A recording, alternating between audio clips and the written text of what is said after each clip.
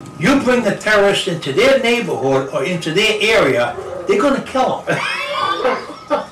Gonna follow up the money, of course. Stop the nonsense. Right. Stop distracting it. It's like Bush went from Afghanistan into Iraq.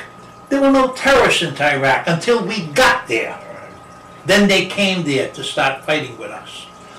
The terrorists were in Afghanistan. And in a certain part of Pakistan. That's right. That's where all that money and energy should have been focused. That's the enemy. Go get them. That's right. Stop this other crap. Yeah, you and I agree on this stuff. You know, all the money that they wasted in Iraq, everybody could have had health care in the United States.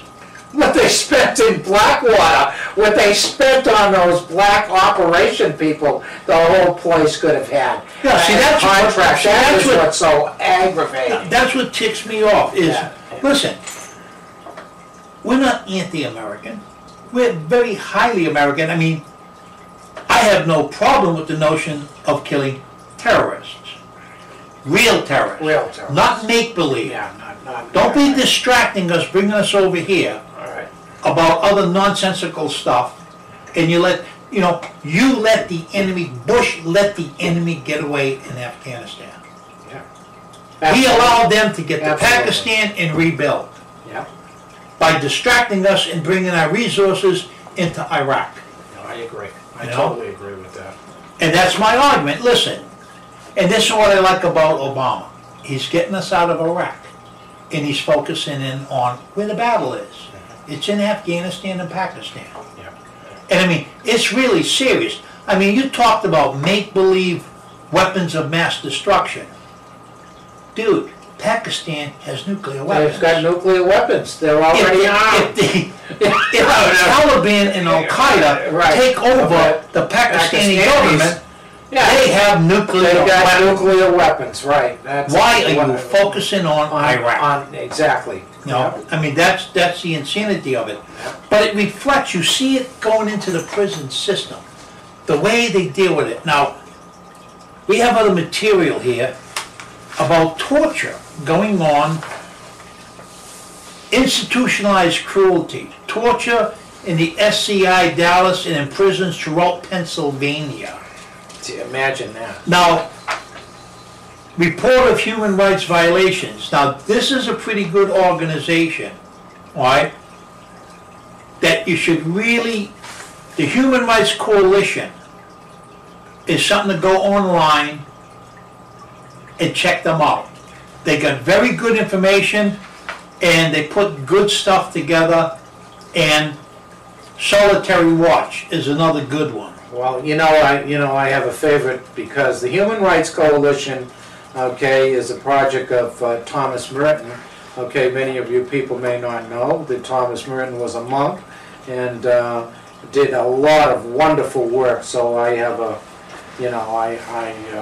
I favor that, and it's something that you can go online and you can find at it's hrcfedup@gmail.com. If you email, you can email them, they'll get you all the information. And again, if you listen to me, it's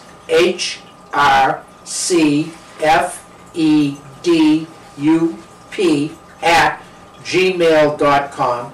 That's Human Rights Coalition Fed Up, and you can get this information, and they'll send it to you. That is extremely important. Well, unfortunately, there's a connection now because they're creating such an environment in the prison systems across this country, and they're saying, well, this can cultivate terrorists. Well, if you change the conditions of confinement, no, it won't. Yeah, well, that's exactly right. If you put programs inside the prisons to rehabilitate, to get people off of drugs, over 85% of the people in prison have some form of substance abuse issues. And you don't have drug treatment programs in a prison. But you want to set up anti-terrorist concepts inside the prison system. Yeah. It's nonsense. And this is where the focus has got to be. Stop playing games. Focus on the terrorists that are real terrorists. Stop creating terrorists that aren't there. Stop creating gang members that don't exist. That's my argument. And when you start looking at this two experimental prisons, I mean, you're simply taking the Constitution of the United States and discarding it. You're taking due process, equal protection of the law, and totally ignoring it. The conditions that they're talking about in these two experimental prisons, that's over 23 hours a day lockup. Right. That's torture. It's torture, and it's the creation of, It's torture and you're creating a terrorist. a potential terrorist. Yeah, that's exactly what you're doing. And it doesn't have to be an individual that is part of Al Qaeda or Taliban. Right. You're taking an individual and you're convincing him that he's a terrorist. And the terrifying thing is, you really don't have to go to Pakistan, to the Taliban, to get training. You can go on the internet. Right here. Right here in the United States. Absolutely. And get whatever you need to know about making bombs. Absolutely. This idiot didn't have to go over there for 6 months. No. He could have sat here at home and did his research. He could have went to his local library. Exactly. You can go to your local library. Okay. So I mean, why would you create cell blocks that train people to believe they're terrorists, and then they go out in the street and do their own real research, Exactly. and then cause damage and harm and death and pain to people? He's responsible, but so are you. You're as responsible as the guy that pulled the trigger when you taught him to How to believe do it. it and to believe it. And it's amazing, in the school system, right? This was an interesting study they did. They took two groups of students, randomly put them in two separate groups. There was no distinction or difference between these groups. One group of students, they told, the reason you're in this group is because you are super smart. You're highly intelligent and you're in this special class because of that. They told the second group, the reason you're in this class is you're stupid. All right? They taught both groups the exact same curriculum. Guess what? The ones that they told were intelligent did good. The ones that they told were idiots did bad. The individual you say that you're a terrorist, guess what? You're creating You're going to become a terrorist. Exactly. Right. We're going to be right back. We're going to take a break, and I want folks to stay with us. I want you to thank you. Our discussions are heavy, and we hope that our listeners are being informed of what we do. And we want to stay with us, and we'll be right back.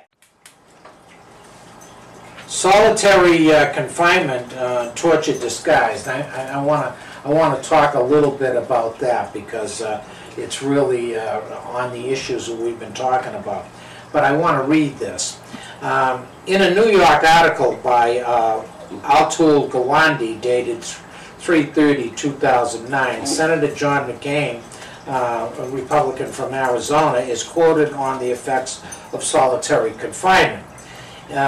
It's an awful thing, he says, solitary.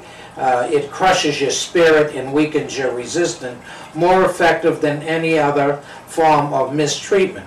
McCain regularly suffered more traditional types of torture, including physical abuse. That was when he was in Vietnam and held as a prisoner. But he found solitary confinement a more effective and fearsome torture. Dr. Gawande concludes that solitary confinement is indeed a form of torture because, he writes, simply to exist as a normal human being requires interaction with other people. Humans are social creatures on an elementary level, so denying someone interaction with other humans is inhumane. And Gawande asks, how, he asks, did we